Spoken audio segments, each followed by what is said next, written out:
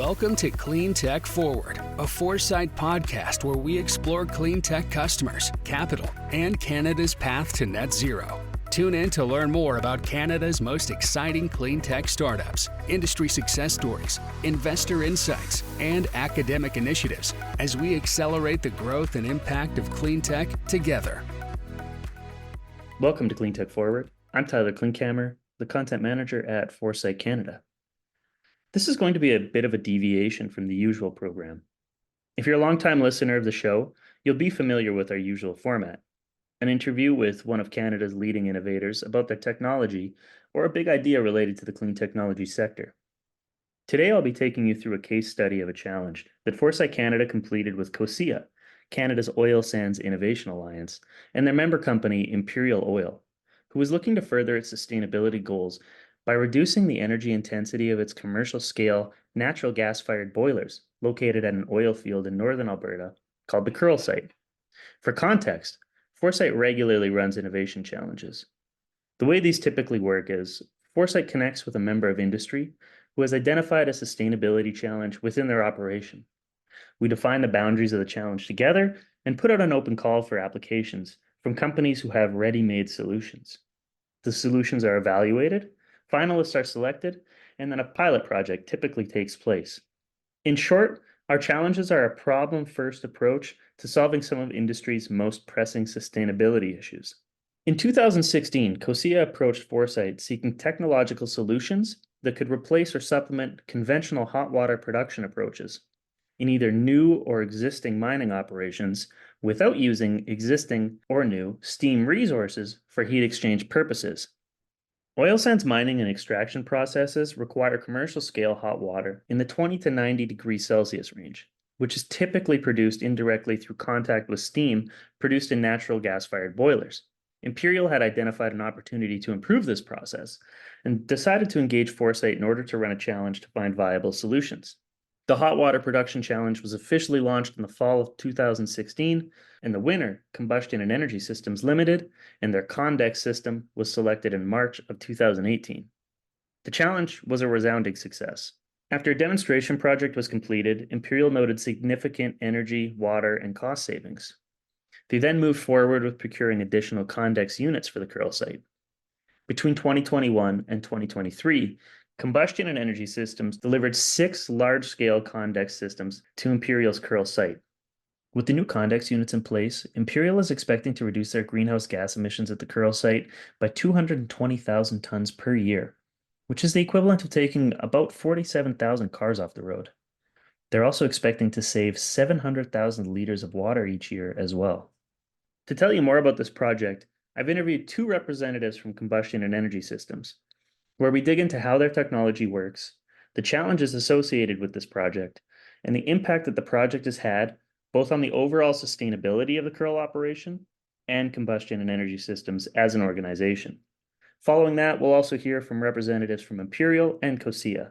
But first, here's Cam Veach and Sean Burrows for Combustion and Energy Systems. I'm Cam Veach, Vice President of Operations. I oversee ongoing projects and general administrative functions related to the development of our technology and our business implementation.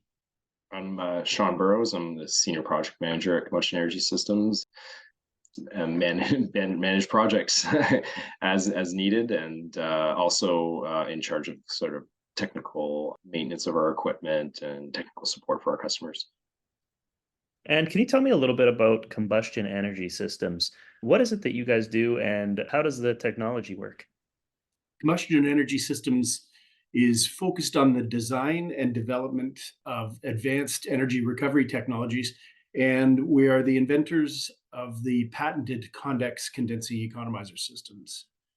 What we do is we specialize on integrating our clients' processes with waste heat and places that waste energy can be put to productive use to offset the use of fossil fuels mostly. So we make energy systems more energy efficient. And we do that by maximizing the amount of energy we can take out of what is currently a waste energy stream and put it back to productive use, as I mentioned. So I would imagine waste energy happens in a variety of different cases. There must be a wide variety of applications for this technology. Could you enlighten me a little bit about that? Right. Yeah. Yeah. There is our clients are in a variety of industries across chemical, metallurgical, food, university campuses, district energy facilities. It is, as you mentioned, a really, really broad market for us. But we're limited in that the energy has to have somewhere it could be put back into use, and that's the obstacle for us in most cases, is that finding a place that can utilize the energy that is being let go right now in a way that is attractive to our clients from a financial cost saving standpoint and an emissions reduction standpoint. Those are our challenges. Not every place that has energy that is not being utilized and is being emitted to the environment, there's nowhere for us to use that energy for them. So that's one of the challenges for our technology, is that not everyone can benefit from it, but the ones who can and do benefit from it can be a substantial savings both in emissions reductions and fuel cost expenditures. So I would imagine when you talk about fuel savings and energy savings, it's probably very dependent on the specific application. But do you have any broad strokes kind of data on like what kind of energy savings you're offering, especially in cases like Imperial's project? Yeah, typically, the vast majority of our clients have a 15 to 19% emissions and energy savings. So those two are lockstep. The energy savings and the emissions reductions they're one and the same. So, and that's the typical range, is 15 to 20% improvement in energy efficiency and emissions reductions. Imperial's probably a little bit above that, in that range for sure, closer to the 19%. I don't think we have never, and we may never again have an opportunity because of the climate for Imperial. When we're recovering energy, it's usually waste heat, and that's obviously hot. And in a place that's cold, you can strip out all of that waste heat with in a cold environment. So that was the beauty of the Imperial project, is that it was just straight right down our alley as a home run, because of the amount of heat they need and the really good source to use that energy. They needed it, and we could put it into their process water. So the exit gas temperature after our system was pretty much ambient air temperature. It's in some cases it is the same. So they're using every bit of energy that they were not able to utilize before. And with our system, we were able to put that energy to work for them in a way that we don't typically see. We see some great results at our other projects, and also in cold places too, even warm ones, but never to that. They just had a perfect fit for our technology. Can you tell me a little bit, a couple of the details about the Imperial project? Like, what was the actual application and the kind of the changes that you kind of made to their process? The waste heat is categorized as both sensible and latent heat. Sensible heat is the heat we can all use, and we do so in our daily lives, and it's measured on a thermometer.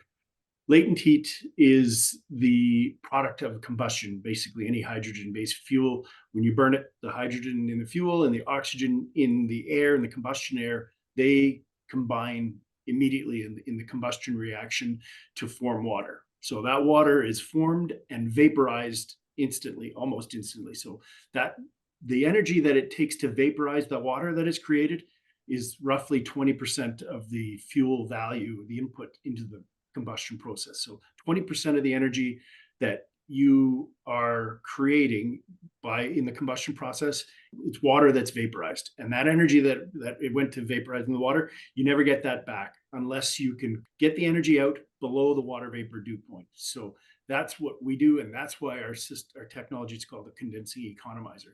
It actually cools the exhaust gas below the water vapor dew point, and you get the energy back, and you also get that water that is created back. So it's not recycled water; it's water that's made in the combustion process, So we're getting the energy that it took to vaporize that water back, and we're getting the water back that our clients use, and Imperial is using that to offset their consumption of natural water.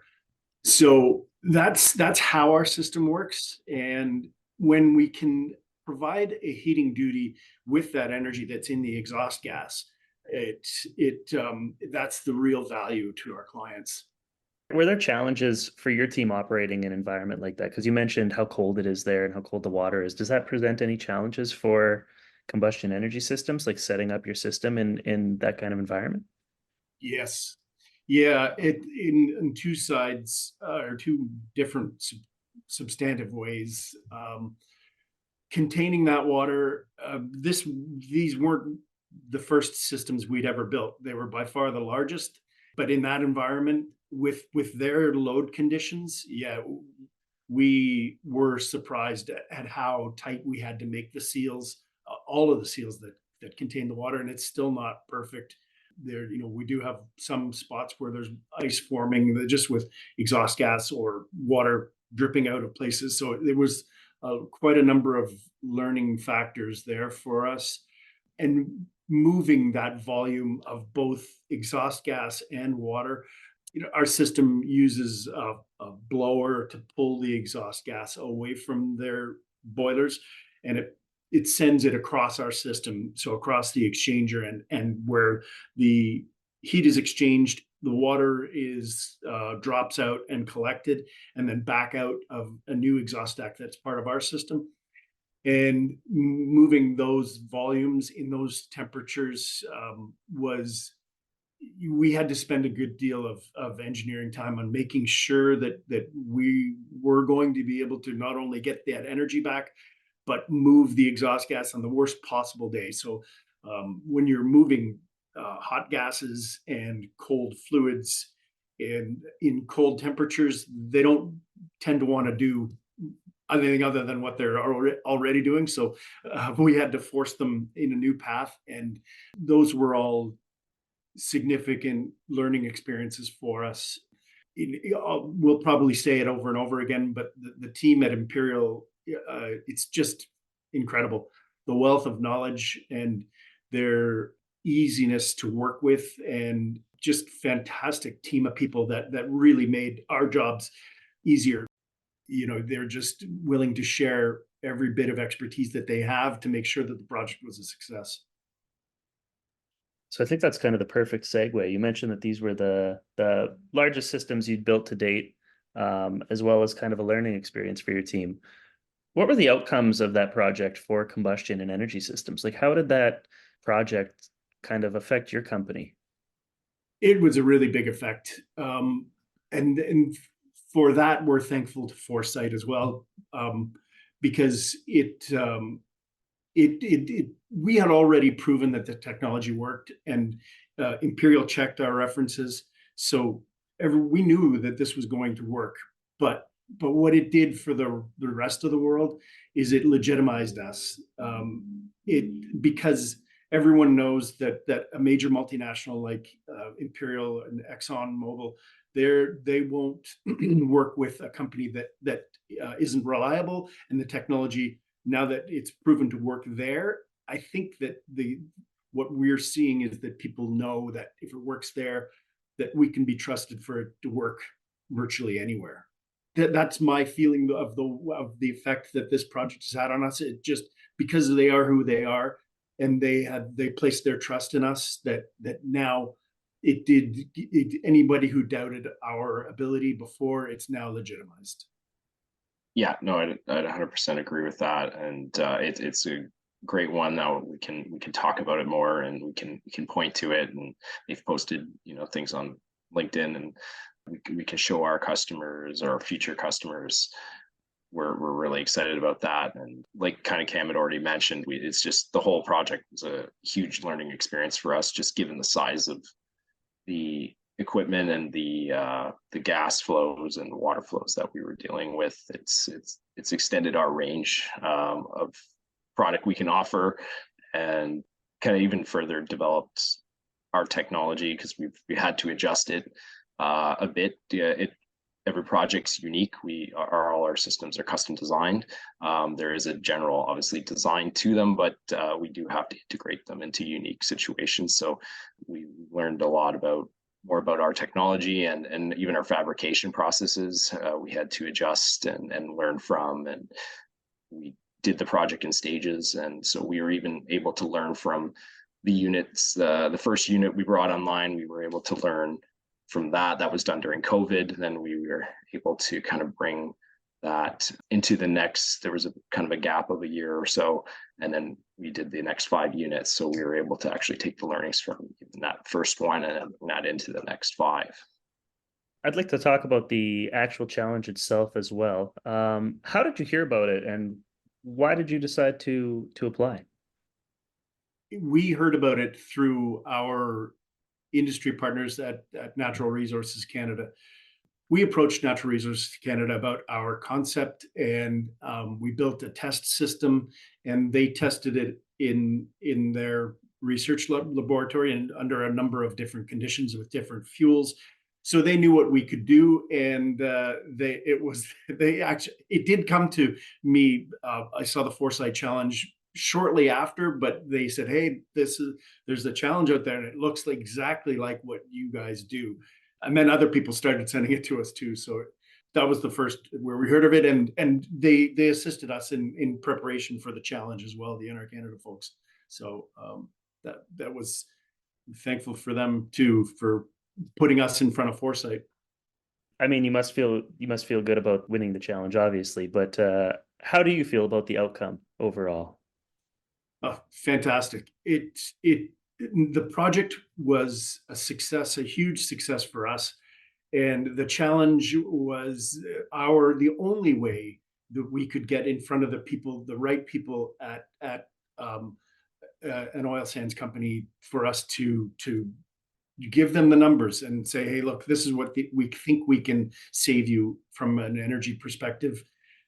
And that because otherwise we always thought that there would be benefit from people in the oil sands from our technology, but finding somebody to talk to, that is really hard to do. And the challenge did that for us. It had the exact people who knew what we could do were willing and interested to hear us talk about it and run the numbers and give them the data to show that it does work. And the challenge was just the added bonus that we had to beat other people in terms of who could save the most CO2, who could reduce the most CO2 emissions at the lowest cost. And that's where we came in, and winning that challenge it was a big day. I still remember the phone call that we got to say that we'd won the challenge, and it's fantastic. It seems like a long time ago now, but it went fast between then and now. Everything that's happened, it went quick. Well, congratulations. It's a little late, but congratulations nonetheless. It's interesting you say that, because we've done some national surveys of clean tech companies, and we found that the number one issue that is preventing clean tech organizations from scaling is funding, followed very closely by industry connections. Mm-hmm. Getting that first customer, getting a friendly introduction or something like that is very challenging, definitely. Absolutely, and the problem is that the people who the clean tech companies need to talk to probably get approached by too many people or too many ideas that aren't legitimate. So the filters have to be pretty large to keep the irreputable inquiries out, and the reputable ones kind of get mixed in there, and it's really hard unless you're in a challenge situation like Foresight created, where you're talking to the people who could be you need to talk to for completing your study.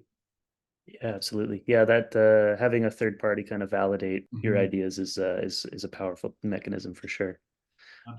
So we've kind of just talked about it, but I'll ask nonetheless, in your opinion, why are these types of challenges so important for both innovators and industry partners?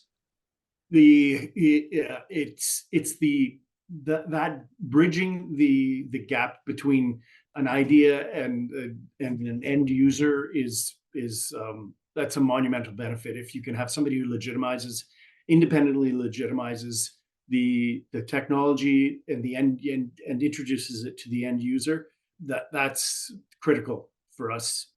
We don't even know who to ask, and wouldn't have access to ask those people without having somebody like Foresight in the middle. And signing NDAs, it gives everybody a comfort level that everybody's on board and wanting to work together in an open and honest way, and all of that was handled through Foresight, and it gives that legitimacy to a clean tech company, from the waves of people that probably want to try to sell something to people who are too busy doing their regular job to be able to filter out all of that other potential interference. What does the next 5 years look like for combustion and energy systems? Do you have any big projects in the works? Anything you'd like to announce? Anything that anybody listening should be keeping their eye out for? Well, nothing we can announce, but we are working more closely and attempting to be part of the carbon capture process. We know our systems do strip out some CO2 from the exhaust gas. So on top of the emissions reductions from the fuel savings, the combustion reduction, we are also stripping out NO2, CO2, and SO2, a few other properties in flue gases that are stripped out and become part of the water that is collected in the condex system. And it cools the exhaust gas. And for certain types of carbon capture technologies, the temperature of the exhaust gas when it leaves the condex system is right where they need it to be to capture the remaining carbon that's in the exhaust gas. So we are working with a couple of other industry partners right now on setting that up. But beyond that, our focus is on our traditional client base, who have now grown because of our, in large part because of the success of the Imperial project and the legitimacy that has given us. There are other clients that are also wanting to work with us, so we're expanding our product base that way. Also, on the smaller scale, we've been working with some of the natural gas suppliers in North America to design a technology that would be beneficial for light industrial and commercial applications. So we're working on the lower end scale of things, as well as the larger end scale of things like we did with Imperial. So we're trying to fit both sides of the market and bring this technology to a wider base. Amazing. That's all I have. Thank you both, Cam, Sean, for joining me today. I really appreciate it. Thank you, Tyler. It's been our pleasure.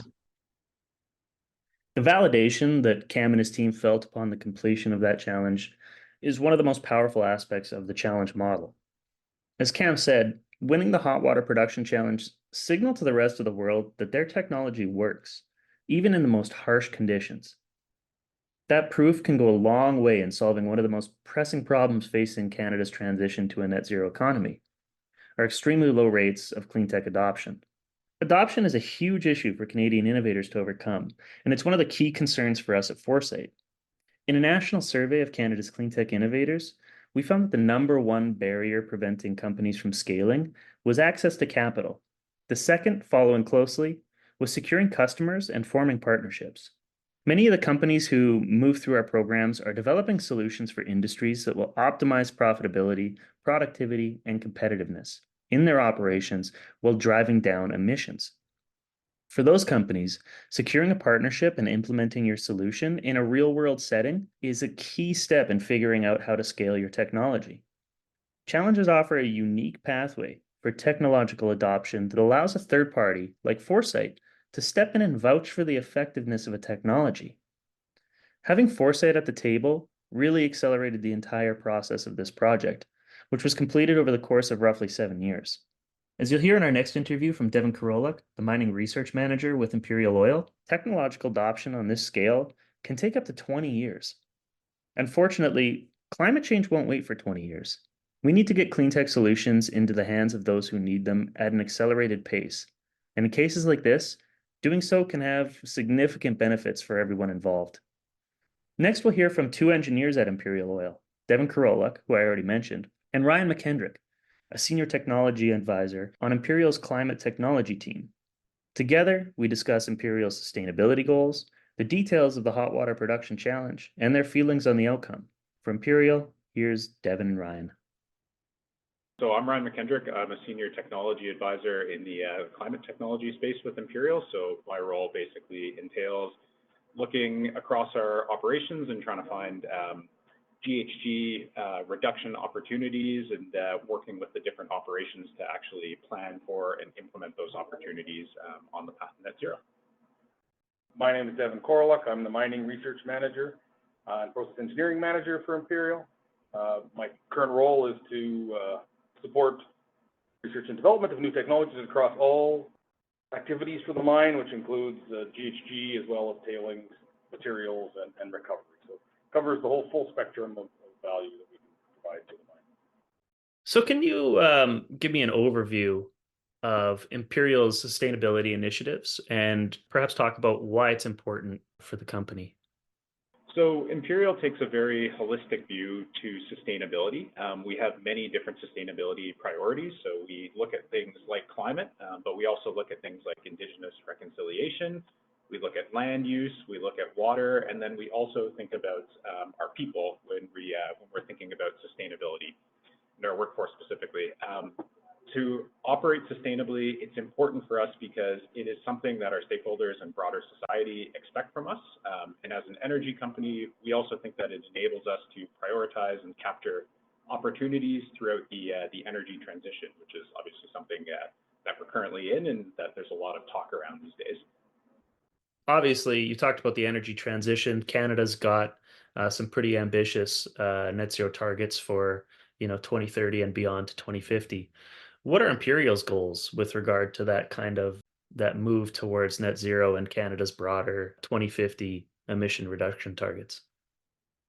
Yeah, so Imperial has a goal to achieve net zero emissions from its operations by 2050. So it does align with that Canadian goal. And so collaboration with government and also with our partners in industry is an important part of meeting this goal. On top of that 2050 net zero goal, we also recently formed a low carbon solution business to offer solutions to help Canadian customers reduce their emissions as well. We know that as an energy company, we have to be part of any solution getting to net zero, and we think that there are a lot of areas in the energy transition and on the path to net zero where we can bring a lot of value to the table. And obviously, you engaged in this challenge, participated, and found a winner in combustion and energy systems. So, in your opinion, what is the role that that type of technological innovation and adoption will play in helping Imperial kind of achieve those goals? Yeah, we think that new technologies and innovations, they're critical not only for Imperial, but also for society, for Canada to meet their net zero ambitions. It's part of the reason why Imperial has spent more than $2 billion on research and development. We've had our own dedicated research facilities for over a century. And it's also why Imperial has long been a member of the Canadian Oil Sands Innovation Alliance, COSIA, which is where this challenge took place. And it's also why Imperial is now a part of Pathways and why we were a founding member of the Pathways Alliance. So working with the rest of the oil sands industry to try and get industry to net zero by 2050. How do you decide which area of Imperial's operations to address with regard to like sustainability? Do you kind of take a large look at your entire operation? Are you breaking things down into smaller processes and seeing where improvements or solutions rather can be implemented? And why take that approach? I'd say we're doing both. We're looking at things kind of across our portfolio and across our sites, but then we're also looking at things at an individual system level. So trying to break things down and get a lot more granular. When we look at those individual systems within our sites, it really helps us to kind of look at things on that more granular level and identify where there can be improvements in our processes and in our operations. But then the thing is, each of those individual systems, they're highly integrated at the site level and even across our portfolio. So we also need to look at things across that site level and across the portfolio to make sure that if we're making a change to one system, we don't adversely impact other systems, and that we're really realizing a benefit across our whole portfolio, and it makes sense for the company. Right. So how did you land on the heating of processed water as a potential area to kind of make some changes to increase the efficiency there? Why was that decision made? I was the process engineer that was involved with trying to find opportunities for GHG efficiencies at the time. And so, Imperial has a long history of digging into the operations and technologies to make the operation more efficient, and that was my role at the time. We routinely check our facilities for pinch points in energy in particular, which can indicate opportunities for further heat integration and efficiency within the facilities. And these efficiencies are typically dual benefit, in that they end up lowering the operating costs and the GHG emissions at the same time, which allows them the potential to be economic. And so when we were doing that investigation for Curl, we noticed that there was some potential as one of our main heat outs of the system was the exhaust, the flue gas. Why go through the process of the whole challenge process to find a solution for this particular issue? Why go that way? And where was the idea for the hot water production challenge first kind of created? I'll maybe just give a quick overview of how technology is developed within Imperial and within a lot of big companies. There's multiple approaches. They're often described more as a funnel. And so the idea is you have a whole lot of opportunities that are less mature. And then as you go through the funnel, they become higher cost and risk to work from the idea through to the commercialized solution. So the implementer typically needs to drive the later part of the process, we being Imperial being the implementer, where specifically, earlier on, that screening can be done in a more general sense, covering a wide range of options. And so to accelerate the overall process, it makes the most sense to have challenge cover the early technology steps and the multiple there. And then as we work to the right, it gets more and more heavily involved with the team that's more specific with the experts internal to the company. So it's kind of utilizing the areas where the people are the most efficient at. And so it actually accelerates the whole technology development by having the early stage done in the challenge, screen a lot of things, and then as we step through, getting towards an actual specific application like this one. And so that's the water challenge itself was started actually only a few feet from where I'm sitting between my supervisor at the time and myself and a few of the other companies within COSIA, where we were working through what could we possibly do. We found that the mining has a unique application, different than almost every other industrial application, and that we can use a lower quality of heat efficiently, and quality in this case really means the temperature. And so because we can utilize heat as low as 50 instead of 95, which is kind of the more typical industrial waste heat usefulness cutoff for almost every other application, that kind of allowed us to look at an area that was maybe passed over by more conventional understandings of heat integration and pinch points. And so that's really where this came from, as we noticed going, hey, well, we can heat water, we need to heat water from 50 to 95. Well, typically that would be a waste stream somewhere else. And so that allowed us to look for places to make more cross exchange. And this particular challenge had kind of a lot of different parties participating in it. You had Foresight, COSIA pathways. I understand there might have been some funding through Emissions Reduction Alberta, and then combustion and energy systems as well. How did Imperial kind of collaborate with all these different parties to kind of enable this project and this challenge to kind of come to fruition and move forward? It's a great question, Tyler. It's actually one of the hardest things in all technology development, not just GHG space, but in general. It's one of the hardest things to do. And critical in this case was transparency on one side. And, in one way, we wanted to make sure everybody knew as best information as we could all the way through. And the other one was having a solid application, like having that need and that supply understood in the beginning. And that allowed for the system to be as best understood by all parties. It's kind of taking it to the simplest level at the beginning, but also understanding those complicated parts as well. And so what that really resulted was back and forth communication throughout the challenge format, as well as afterwards, many different times through, as you mentioned, DRA submissions, through external communications with the public, through question and answer with COSIA. And really what it ended up being was the most honed solution as you work your way through. Because quite often what can happen is, you get solutions looking for problems as opposed to a problem and a solution that are lined up together. And that's really what the key was staying lockstep all the way through. And it seems like it takes longer to do it that way, but the net effect is actually quite a shortened schedule because you're keeping everybody involved and in step as you go, and doing your best to educate everybody to the level that is necessary at that point of the discussion. So I'd like to dig into the actual project itself a little bit. Can you kind of explain to me how the old system worked versus this new system that Combustion and Energy Systems implemented? So the old system was a conventional drum boiler. They're all over industry. They're very common, more than just industry. Some people have them in their houses. It's a typical unit. You combust natural gas. You have economizers. Economizer is the fancy name for a heat exchanger on the exhaust. That economizer, as I was mentioning a little bit earlier, it's set because of the waste heat and typical arrangement, it's set to be above the dew point. And the reason why is the water that if you go cooler than about 110, in most conditions, the water starts dropping out of the exhaust, and that water is actually acidic. And so typically you design everything so that you don't make that acidic water, because then the materials don't rust. And so that's typically how the standard applications are.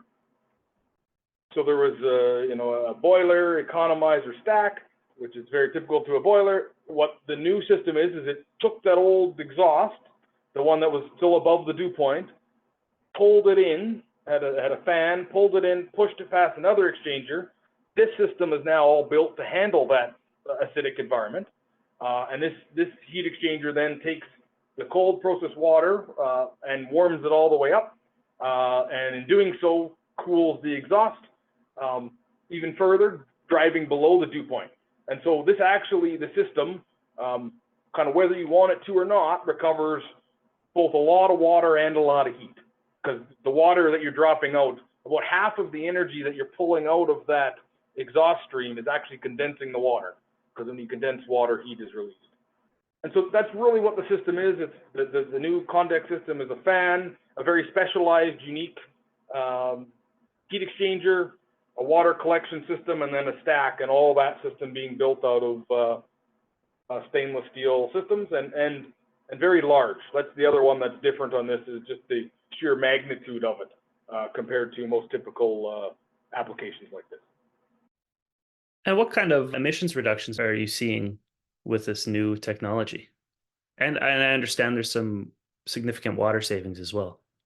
That's right. The Condex system installed across multiple boilers at the Curl site. So the total benefit that we expect to see from all of those installations is a 220,000 ton per year reduction in greenhouse gases. So that's roughly the equivalent of taking 47,000 vehicles off the road. And then you touched on the water benefit. So there's a pretty significant benefit here too. We expect that the full installation will reduce our site water consumption by about 700 million liters per year. So it's really just another way that this project contributes to sustainability. So you're kind of seeing this touch on two of our sustainability priorities, both the climate piece and then also water. Have you seen, obviously with the reduction in emissions, you're going to see some economic benefits associated as well. Can you kind of enlighten me a little bit on what you're seeing in terms of that? Absolutely. So by capturing and using waste heat from the process and taking that waste heat and then using it to preheat water going into the utility system, it actually allows us to reduce the amount of natural gas that we would have otherwise been burning in our boilers to produce that heat.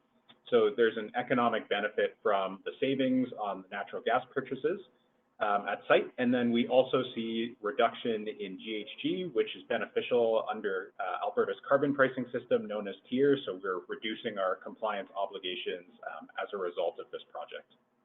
What are your thoughts on the outcome of the project? How do you feel about how this has turned out a couple of years down the road now? Well, maybe I'll go first, and then I'll hand it over to Devin. I mean, I think this project it's incredibly exciting, and it's an important step to meeting Imperial's GHG reduction goals, and that's an important step on our journey to net zero. And I think this project really shows that we can have a lot of impact when you get a lot of smart and very passionate people all kind of on the same page and working together to achieve something like this.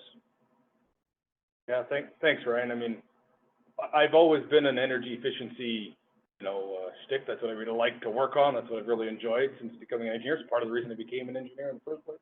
And what I really like about this opportunity is it didn't take new physics or moonshots, which is typically what's advertised and what you see in the news a lot and things like that. It really was sound engineering, team working together to deliver real changes.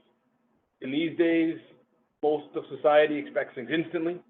However, meaningful structural changes are complicated, and this took many people of all skills, from engineers to construction workers, project managers, operators, over the 6 to 7 years it took to implement this, all the way from development stage to full installation. It actually represents a very accelerated technology implementation schedule compared to most typical technology developments. And I'm in the research manager role now, and most typically take 10 to 20 years, and the 10 is really pushing in a lot of cases to go from idea through to full installation and full rollout. So it really does show, when the right framework is in place with the right support at critical stages, in particular the risk stages. And so Foresight helping with that initial, and COSIA helping with that initial screening and finding the right things through the challenge, then ERA providing that risk reduction support in the middle, where you're trying to go from, well, I really think this idea will work, but we've never built one this big. This is 8 times bigger than one that's ever been built before, and it's 35,000 times bigger than the one you have in your basement. It really is it takes a lot of risk tolerance as well to accelerate through. And I've just been really proud of the team and the company and the many people involved in this program to take it from that idea that we had sitting in the room over here in 2018 through to fully implemented program, reducing significant amount of emissions every day. The right framework, as I said, will really develop more technologies and being more available to achieve our overall goals, not just as Imperial, not just as an energy efficiency engineer like myself, but also as a society and as a country. And so this is really what I think it'll take is good, sound engineering and the right support at the right time. Well, thank you so much. That's all my questions. Thank you both so much for your time today. Thank you for joining me. It's truly inspiring to witness the power of collaboration in action. Hearing Devin discuss the typical timeline of 10 to 20 years for the implementation of a technology like this really does demonstrate how powerful of a mechanism innovation challenges can be. As Devin mentioned, there's a certain amount of risk involved with the adoption of clean tech solutions, and it's a decision that is approached with careful consideration. Having a third party like Foresight step in during the early stages of evaluation can significantly reduce the risk involved in working with a smaller organization that is using a technology that hasn't been deployed outside of a lab or testing facility.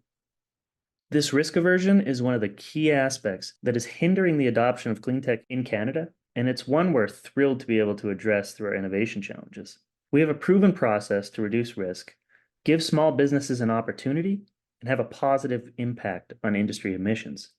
The third and final interview I'd like to share with you is Robert Mugo, the Director of Greenhouse Gas Technology Development with COSIA, which is the innovation arm of the Pathways Alliance.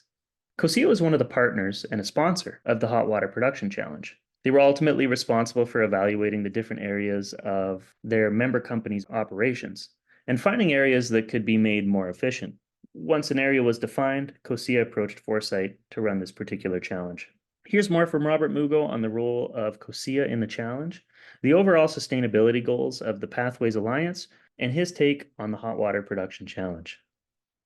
Good afternoon. So my name is Robert Mugo. I'm the Director of Greenhouse Gas Technology Development within the Pathways Alliance, specifically within the technology development arm of Pathways, which is Canada's Oil Sands Innovation Alliance, or COSIA.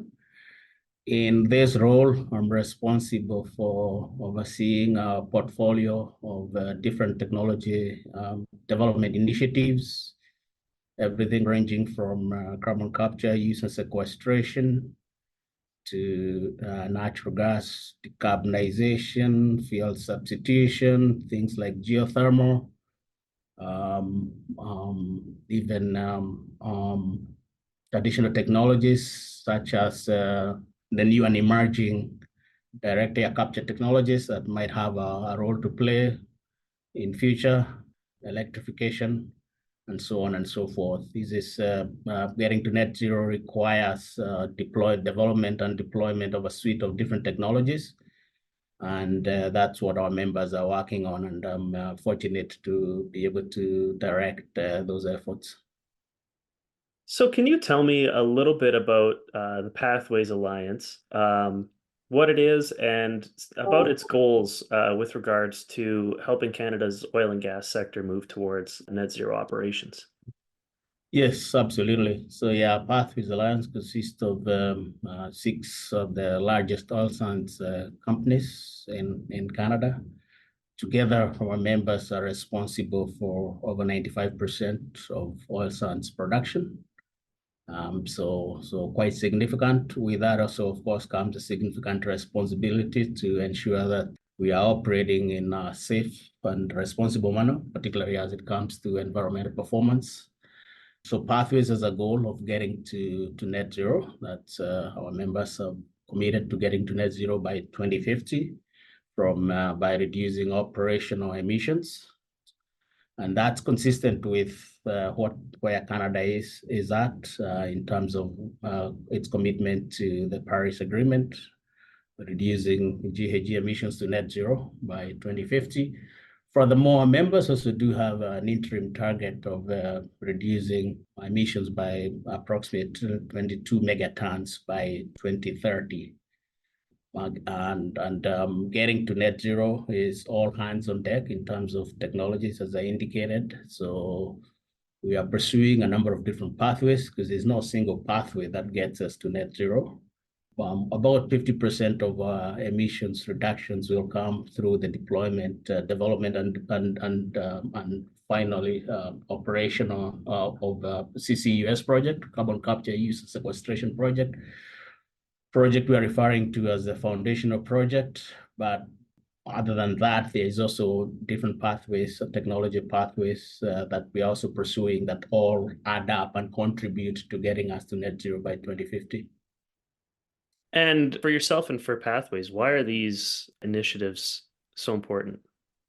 Tyler, these initiatives are very, very important because we all recognize, and Canadians recognize, and certainly our members recognize and fully agree on the fact that climate change is real. Climate change is happening, and more importantly, we need to do something about climate change. And for us, then reducing emissions from oil sands operations is really the way to do it, while at the same time being able to provide energy security that the rest of the world needs. So it's really tackling these twin challenges of energy security and sustainability. So how, on the one hand, do we ensure that Canada and our members really continue to provide the energy security that the rest of the world needs, but in a decarbonized world? So the way we do that is through technology development and technology deployment. So we reduce emissions while continuing to position Canada, which is a very stable democracy, to being the supplier of that last decarbonized barrel. In so doing, we will help Canada meet its Paris 2015 climate targets, and basically also ensure that the world continues to enjoy its energy security. Particularly important, Tyler, now with all the geopolitical tensions and issues you are seeing in different parts of the world. We're here ultimately to talk about the Arctic Challenge that Foresight ran in 2018 with Imperial and Pathways. Can you tell me a little bit about the role that the Pathways Alliance played in that whole process? Yes, yes, absolutely. So Pathways Alliance, and specifically again through our technology innovation arm, which is Canada's Oil Sands Innovation or COSIA for short, our job is really to work collaboratively with our members to identify the tough challenges that are keeping us from making a huge change in environmental performance improvement. And so the way we do this, and if you'll allow me, I'll also say, in addition to greenhouse gas technologies, we also have other areas in Pathways that work on technology development and specifically environmental performance improvement opportunities, including tailings, water, and land as well. But specifically, the way we work is to define what the challenge is, what are these tough issues that need to be resolved, and we do that for each of the areas. And so what are these challenges that need to be overcome to improve environment performance improvement? In the case of greenhouse gases, obviously reducing greenhouse gas emissions. And so the way we do that, specifically for this particular challenge, we need a hot water. Our members require hot water to extract bitumen. And hot water is produced through natural gas, burning of natural gas to produce steam. And our members were aware that there's in some operations a fair amount of the flue gas and waste heat associated with flue gas emissions that could be recovered and reclaimed and used to heat hot water. And so that's what was the nature of this challenge, was how could we potentially harvest heat and even reclaim some of the hot water from boiler flue gas, use it to heat water that is then recycled and used for mining operations.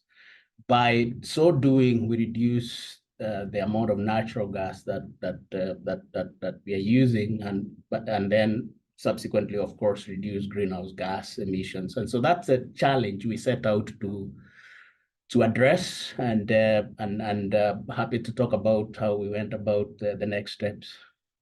How did you go about the next steps? What were they, and what was what did the process look like?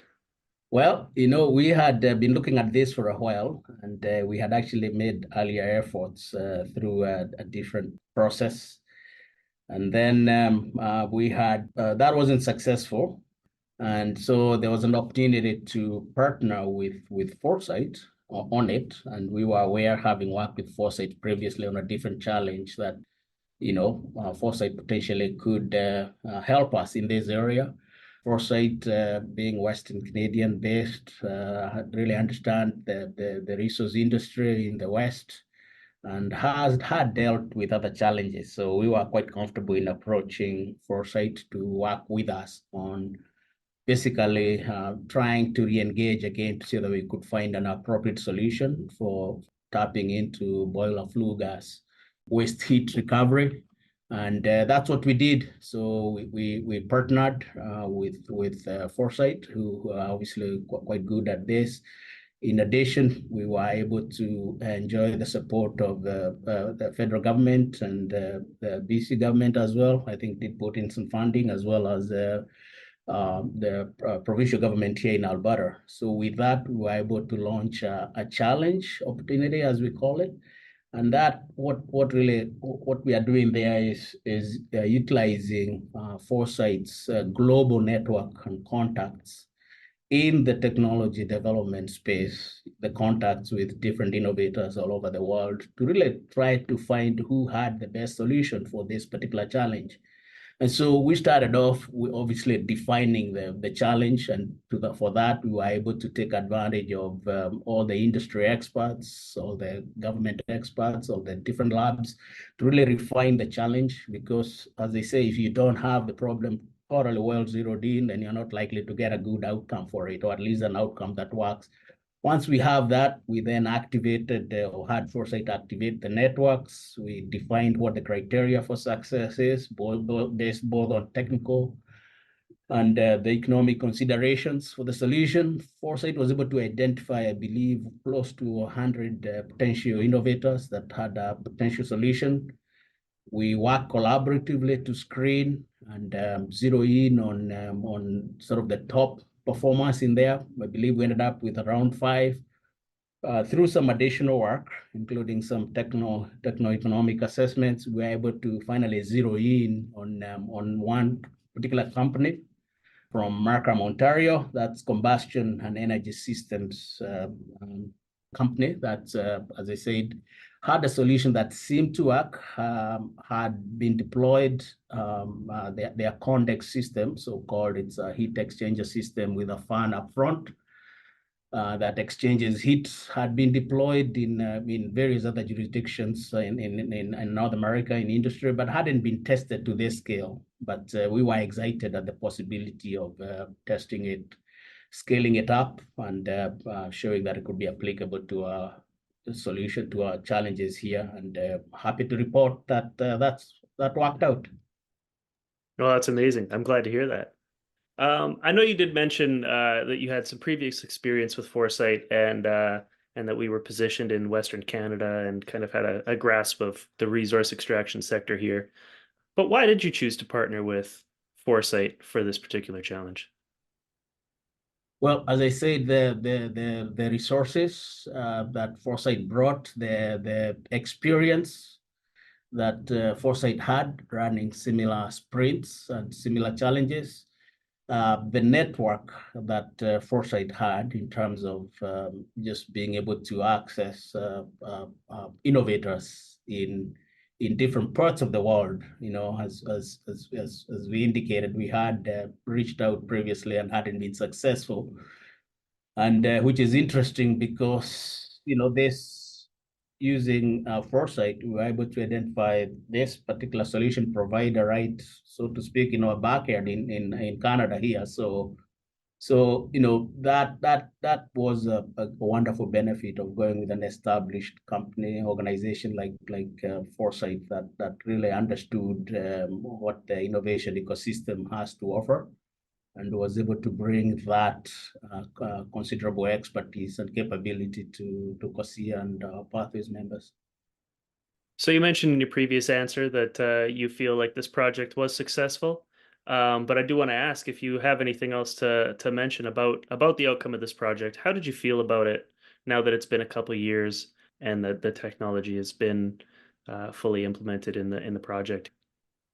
Well, I think this particular effort here really shows the great power of innovation and collaboration.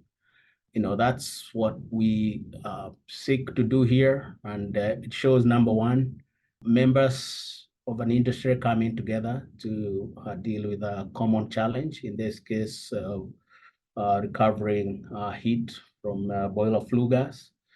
So we were able to identify and find that solution. Two, it shows the importance of collaboration. So we got, and collaboration in its broadest sense, in that we were collaborating, our members, of course, our business is collaboration at COSIA here, but being able to collaborate with governments, both at the federal and the provincial level, being able to collaborate and tap into the innovation ecosystem and work with innovators right across, and suddenly being able to have the support and just directions from Foresight, a company like Foresight, in terms of making sure that the process was efficient and had the right types of screens at every stage to allow us to eventually move through the funnel, if you like, from a wide solution to really narrowing down. No, that's worked really good. I would say that, and obviously you've talked to Imperial, who is a company that ended up deploying the solution at their site. All I've been hearing, and that project, the original project was carried out as a joint industry project through COSIA. So our other members have really appreciated being kept in the loop, getting to see what the results are, and potentially evaluating on their own what the opportunities might be to apply this technology. I am told that after that initial project, which was completed, I believe, in 2022, Imperial has spent the last 2 years essentially retrofitting the Condex exchange to the other 5 boilers, and to date, significant savings in natural gas. In fact, here about 220,000 tons of CO2 avoided as a result of this project. So equivalent to almost 50,000 vehicles, taking off 50,000 vehicles. So the project, by all measures, has been a great success. And I think it really shows when companies come together and then we reach out broadly and work across the ecosystem with governments and both at the federal and provincial levels, and we tap into the ecosystem, we can indeed get some wonderful solutions that move the industry along. Obviously, Canada and Pathways have very ambitious goals for 2030 and beyond. What is the role that technological innovation will play in helping Pathways achieve those goals with regards to sustainability in the oil field? The technology development and indeed innovation in general is going to be critical. Right now, we have this huge ambition to get to net zero by 2050. Some of our pathways that help get us there clearly do have existing commercial technologies, such as the amine-based CCUS capture. But technology development, continuing to advance technology, various technology pathways is going to be really, really critical because, as indicated, the world still needs, in fact, there are indications that demand for energy is increasing. So we're going to have to keep balancing a situation whereby our pathways members are able to provide the energy security that's needed, be able to provide oil and gas, but at the same time, balance that with the concerns around climate change. And therefore, that means working even harder to identify new technological solutions that can be deployed to reduce emissions. So technology development and innovation are absolutely critical as we move forward on this journey. And for Pathways, what do the next 5 years look like with regard to your sustainability initiatives? So I think they look really, really exciting. There's a lot of work being done, not just in the greenhouse gas area, but also more broadly within COSIA. So I mentioned water, I mentioned tailings, I mentioned land. Each of those areas, they are working really, really hard to identify opportunities for continuous environmental performance improvement. That will continue. Our members are strongly collaborating and providing funding. We are excited being able to work with various levels of governments as well in that endeavor.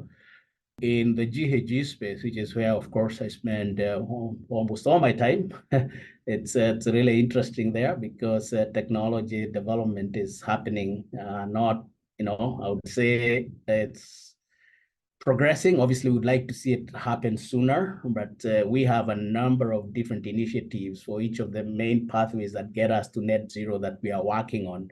So we have trajectories of looking at technologies that we can get behind and further de-risk and scale up and eventually deploy. And that really encapsulates all the different pathways I mentioned, whether it be in finding the next generation of capture technologies that perform better technically and are more economical, whether it's finding fuel substitution or energy efficiency, and certainly even looking at the opportunities for small modular reactors to basically be potentially a source of electricity and steam for our operations. So yeah, no, it's a good time to be in this space. And we think the future is looking quite good. Amazing, Robert. That's all the questions that I had for you. Would you like to add anything else before I let you go here? Nothing else other than to thank you for the opportunity. No, Of course. it's been great, and hopefully we get to work with Foresight again in the near future. Yeah, we're looking forward to it. Well, thank you so much. Thank you so much for being here. Thank you so much for your time today. I really appreciate it. Thank you, Tyler. For all parties involved, the Hot Water Production Challenge was an enormous success. For Imperial and COSIA, they're one step closer to achieving their sustainability goals.